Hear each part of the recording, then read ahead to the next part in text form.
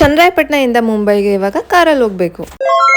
ಹೊಸ ಕಾರಲ್ಲಿ first long drive 929 kilometres. ಎಲ್ಲಿಗೆ ಅಂತನಾ? ಮೊದ್ಲೇ ಹೇಳಿದ್ನಲ್ಲ ಮುಂಬೈಗೆ ಅಂತ. ಯಾಕೆ ಅಂತನಾ, ನಾವಿರೋದೇ ಮುಂಬೈಯಲ್ಲಿ. ಹೈವೇ ರೆಸ್ಟೋರೆಂಟ್ ಅಲ್ಲಿ ಫ್ರೀಯಾಗಿ ವಾಶ್ರೂಮ್ ಯೂಸ್ ಮಾಡಿದೆ ಅಂತ ನನಗೆ ಇಲ್ಲಿ ಫೀಲ್ ಆಗ್ಬಾರ್ದು ಅಂತ 2 ಟೀ ತಗೊಂಡ್ರೆ 50 ರೂಪಾಯಿ ಚಾರ್ಜ್ ಮಾಡಿದ್ರು.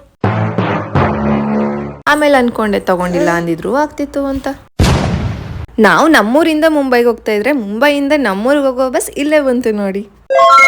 ನಾನು ಹುಟ್ಟಿ ಬೆಳೆದಿದ್ದೆಲ್ಲ ಚನ್ನರಾಯಪಟ್ಟಣನೇ ಆದ್ರೂ ನನಗೆ ಗೊತ್ತಿಲ್ಲ ನಮ್ಮೂರಿಂದ ಡೈರೆಕ್ಟ್ ಆಗಿ ಮುಂಬೈಗೆ ಬಸ್ ಇದೆ ಅಂತ. Next stop Davanagere. ಮಿಷನ್ ಬೆಣ್ಣೆ ದೋಸೆ.